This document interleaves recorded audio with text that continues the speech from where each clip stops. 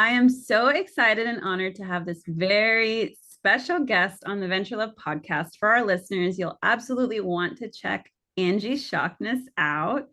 Angie is a first gen Latina born and raised in San Francisco, as you can see on her beautiful sweater. For those of you watching, she is a lover of the city's gems, the outdoors, travel, and her family.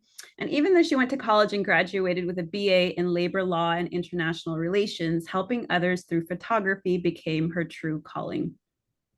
I personally have been super excited and happy to work with Angie for many photo shoots, for personal photo shoots during my pregnancy, for my brand, for my company, with my husband. Angie's been through it all from the beginning to where I am now. So I've loved working with you, and I'm super excited for others to learn about you and what you do and get to know you a little bit better. So I'm so excited to have you on the Venture Love podcast. So welcome, Angie, to the show.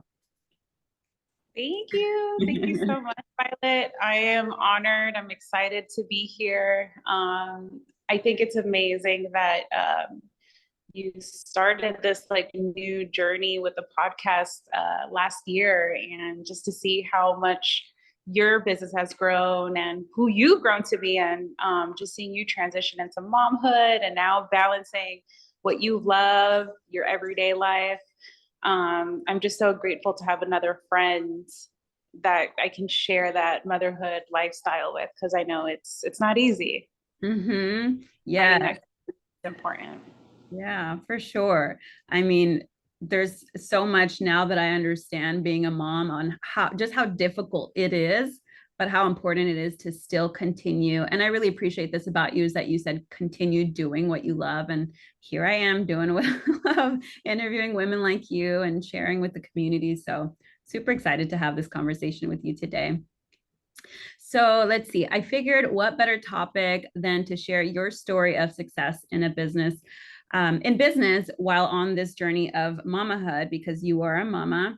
So as you know, I'm a new mom to my little Geo, my 7-month-old teething baby boy Geo.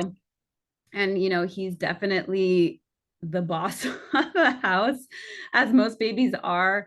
So running a business and being a mom is, like I mentioned, as you know, you have your business, you have your family, and you're a mom. It comes with its challenges, right? It's not always easy. But I know that it's also not impossible. And if you're really passionate about what you do, if you love what you do, you find a way to make it work. So I wanted to go ahead and just have us start off with you, maybe taking us back into a little bit of history, into Angie's history, taking us back into what life was like for you in the beginning. How did you know that photography was your thing, that it was your calling? Was it before you had your daughter? Was it after? Like, walk us through like that moment, whether or not you had an aha moment, or where you were when you picked up a camera and you're like, man, I love this. Like, this is it for me, if that's what it was like for you. Yeah, that's such an important question. Thank you so much for asking. I feel like when it came to photography, it was something that was always embedded in me since I was a kid. Whether it was a disposable camera, or I don't even know if anyone remembers this from back in the 2001s, but there were these like little skinny Polaroid looking cameras that you took a picture and a little sticker would come out, Yeah. put it in these little scrapbooks. And I just always loved photography. And I will say that I evolved with my photography. I kind of just started with taking pictures of the people I loved every day, my friends, my families. And then eventually I was stepping it up and be like, let me take photos of other people I don't know. Let me take photos of landscapes. Eventually I would take photos of my travels. Like, that's when it like became a mind-blowing experience, because I was documenting things that I probably won't be able to visit again. So I felt even more the need to like be present to capture those moments. So when I look back at those pictures, I'm like, wow, like I experienced that. I lived through that. And as I said, like over the years, my photography just kind of evolved with me, from landscape to, event photography for sneakers. Like, it was I've evolved so much. Mm-hmm. Um, but as far as the transition of making it my business, like that was a very scary thing to do. I got pregnant in 2018. I had just gotten back from traveling for 6 months. I was working at a photo lab, and I got pregnant, and I wasn't expecting it. Of course, we all know that, when two people sleep together, you make a baby, right? But it was not in my plans. Mm-hmm.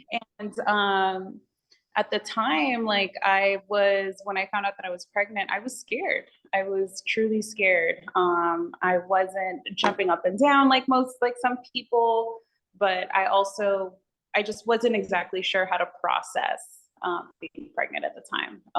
And I felt like that for the first 2 weeks after finding out that I was pregnant. I had to cry it out. I was like, oh my God, I can't party anymore. Like all these things, life is over for me. And after a while, I was like, okay, look, I'm 29. I lived my youth. I partied. I traveled. I went to college. I did all the things on the checklist, right? That is expected, at least from someone like me who comes from who's firstborn generation here in the United States. I checked out all those lists for my family, and now it's time for me to like live my life my way. Mm-hmm. And after having Olivia, when I got pregnant, I realized like, okay, like I need to start planning what I want my motherhood experience to be like. I remember growing up and my mom was always working. She would be up at 3, 4 in the morning. I had to go to school by myself because my mom was already working. She wouldn't come home until 7 o'clock or 8 o'clock at night sometimes. So I had to make my own dinner at night.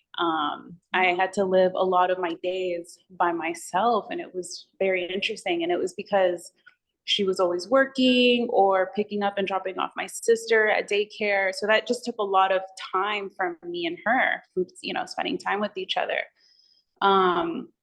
As I got older. And I didn't want that for my daughter. I knew that I didn't want her to be raised in a daycare. I wanted to be there with her the first 2 years of her life, at least, before she started preschool and so forth. So that's when I decided to like really go in 100%. I mean, I had my full-time job, right? And I started building my clientele on the side on the weekends while I was pregnant. And I still had clientele before getting pregnant. But once I got pregnant, once I was at the end of my pregnancy, um, I took advantage of disability, family paid leave, and all of that towards the very end of my career with the company that I was working with. And during that time, like I started to be like, okay, I'm gonna start doing this photo stuff full time now and start taking it serious. And that was scary to do because that regular income that I was getting every 2 weeks, I had to figure out how to make that income happen for myself. And in all honesty, like I feel like if we if we ever put ourselves in a situation where we need to, figure out how to make $1 or $2, we will figure it out, right? Because it's our livelihood. We're just gonna figure it out to survive, and that's what I did. I just try to really put myself out there. I would offer a lot of free shoots at the very beginning, and eventually that built itself into new clientele. People that I never met started working with me, and that was when I was like, oh, okay, like the word's getting out, and now I'm not just shooting friends and family. Now I'm shooting people I don't know. Yeah, like that's just kind of how I got started with the whole photo stuff. I wish I still want to be able to like take a formal class and go to school, but I'm completely self-taught I too. love that. Yeah. Love that. I love your story. And I super resonate with it too. I mean, being Latina, when you were sharing how you grew up with your mom always working. I mean, my parents did the same. I feel like a lot of our Latino youth that grew up in, that grew up in the Bay Area, grew up all over the world, but had that kind of similar experience where they have to make ends meet, they have to work. And so looking back now, you realize that you appreciate that, right? That upbringing, but you know that you wanted different for Olivia. And that's so beautiful that you're making it happen, that you're doing it. And I love and appreciate you being vulnerable and saying that it was scary and it was hard. And even though it may not have being pregnant was not something you particularly planned. It's something beautiful that involved, and you made it work. And you're an incredible mama and business owner, and you're thriving and you're succeeding doing what you do. So that's so admirable. I love those different pieces of your story. And even now, I mean, when you think back, do you think that there was something that was really pivotal that made you feel like, hey, if I don't take this risk, it's not going to happen? Like, did you have that feeling of, because I have that when I speak with a lot of entrepreneurs, I hear the fear is always so real that it kind of eats you up, right? Sometimes you lose sleep over it at night and you're thinking like, oh gosh, I'm scared, I'm worried, like, what are people going to think? And like, what about these friends that are going to like talk trash? Like, did you have any of that experience before you went, what I call going pro, where like you went professional, like I'm going in all the way? Did you have any of those feelings or thoughts of thinking like, oh gosh, who am I to do this? Right.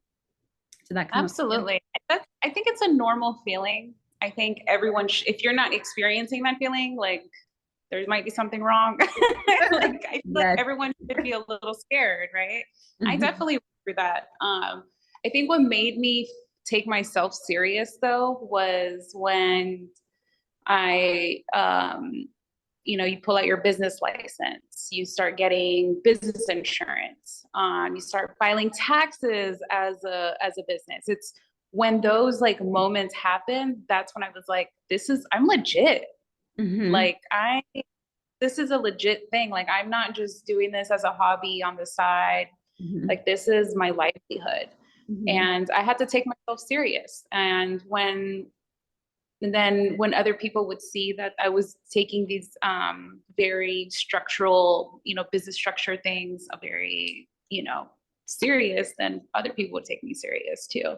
Mhm. Um, but you know what? Yeah, I feel like we all go through that, those moments where we get scared. I mean, and it's completely normal.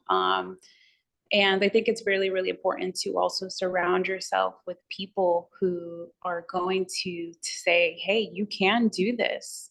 Mhm. Having mentors around you, they don't have to be in the same industry as you, but at least you want to surround yourself with mentors and people who are there already. And that way you have someone to look up to and say, I can do it. If they can do it, I can do it. I love that. I think that's super important, having your tribe, the people you surround yourself with, be that reflection for you, like you said. Because if you're in that circle of friends that just don't value you or don't support you, don't you're just not on that same path, it's really difficult to move forward when you're in that kind of environment. So it's so good that you sought out mentors and people um, that really said that back to you, that really like uplifted you in that moment of maybe feeling fear or anxiety about going professional. And yes, I completely agree when you said filing your business and doing the taxes, it gets real really fast once you do those things. It's no longer just like, oh, a little hobby I'm doing on the weekends. It's like your livelihood, your job, your passion. So I love you sharing that. um let's let's dive a little bit more into the mama world. So for me, being a new mom, I'm still figuring this all out. I feel like I've gotten a good handle on it, but I always love asking moms that are business owners, how do you do it? Right. I know we do what we have to do, however we have to do it. Right. But for you, looking back, I know your daughter's a few years older than than Geo, but looking back, what was so helpful for you in the beginning? Or are there any tips or advice that you have for someone like me or a new mama, a new entrepreneur that's wanting to make it work, that might be struggling? Because like I said, it is a challenge. Some days are really easy, and some days and nights you're not getting much sleep, and maybe your baby's teething, and there's, as a woman, you're getting pulled in so many different directions, whether it's your partner or your friends or your family or your baby. And so what would you say, looking back at Angie, who just had her baby and is wanting to produce good work and do her photography business, like what would that be for you? Or what would you share for others? I mean, Yeah, I think that's a very important question. I think what I'm going to share with you, if it wasn't for what I try to practice for myself, I think just like the balance and getting to where I am right now I probably wouldn't be here today, just, so what I'm trying to say is, so during my pregnancy, one of the biggest things I would constantly remind myself was try not to lose yourself once the baby gets here. Make time for yourself. And every day when I was pregnant, it's like I was mentally reminding myself, like, don't forget to always make time for yourself. Don't forget.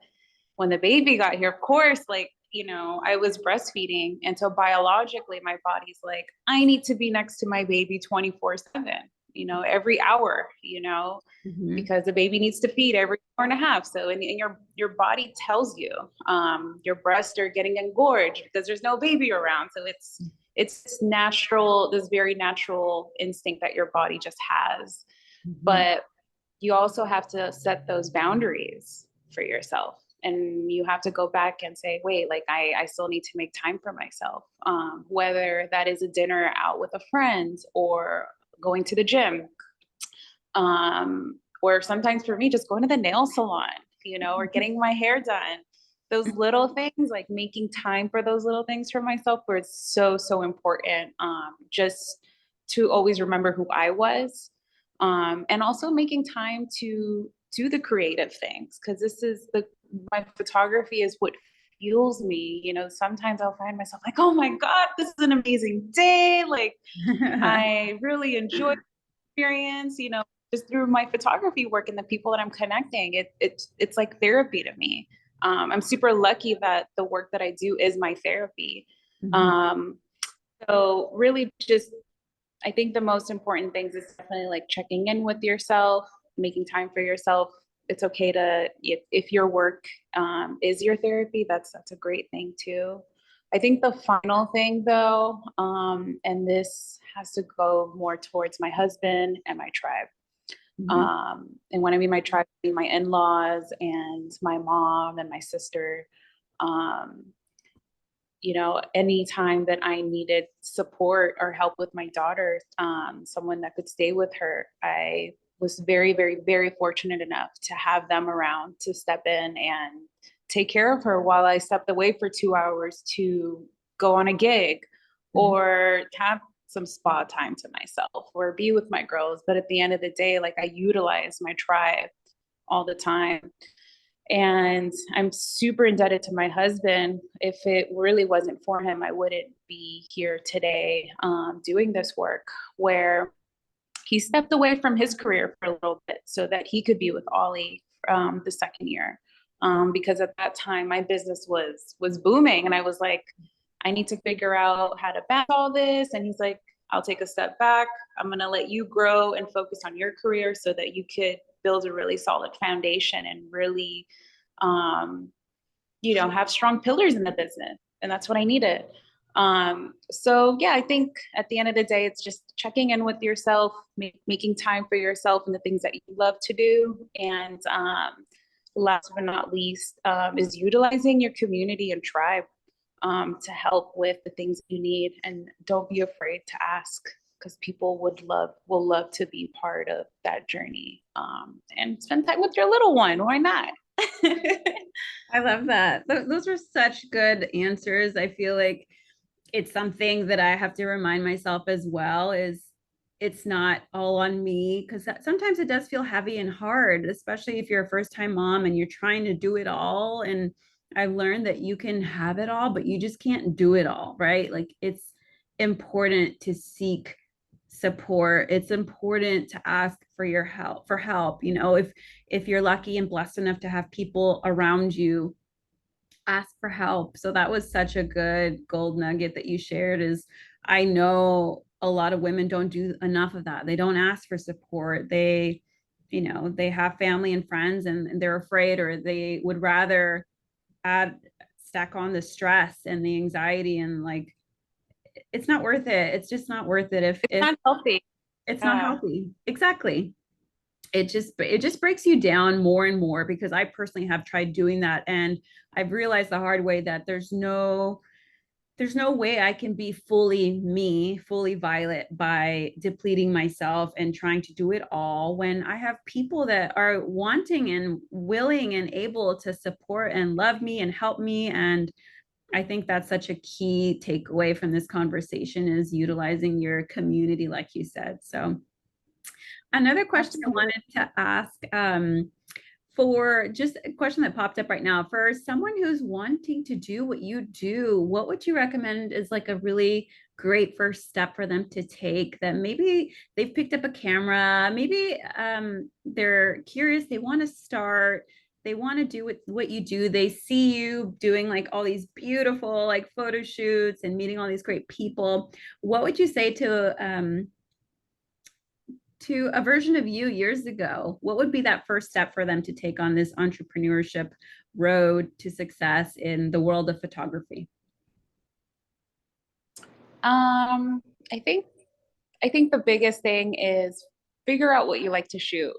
Mm. Shoot every shoot it all and figure out what you love to shoot. Anyone can be really landscape photography or portrait photography. They could be taking photos of behind the scenes of films. In Hollywood, you could be a photographer for editorials and fashion. There's all types of photography. I think if you can, definitely dabble into all of it until you kind of figure out what really drives you and motivates you in that aspect, or what you love to shoot. And then once you figure out what you love to shoot, try to be an expert at that one or two thing, those two things that you love to shoot. And don't be afraid to direct people. Don't be afraid to also put yourself in front of the camera to figure out what those angles are.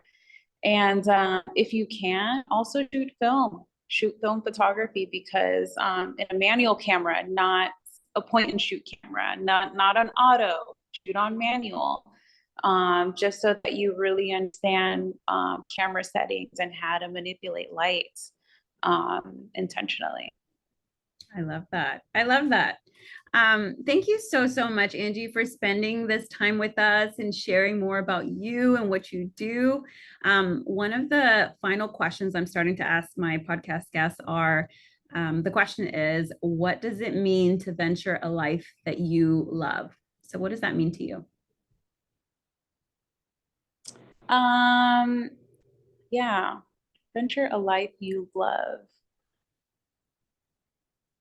I think it's just really just creating your own experience, and being happy, like really choosing happiness, and choosing to like live your life the way you truly want to live it, and what actually makes you happy, and not living your life because everyone else around you is doing it,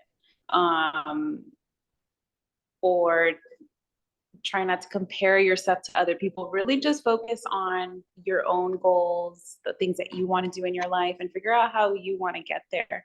And do it with intention, do it with love, do it with a purpose. Don't do anything just cause.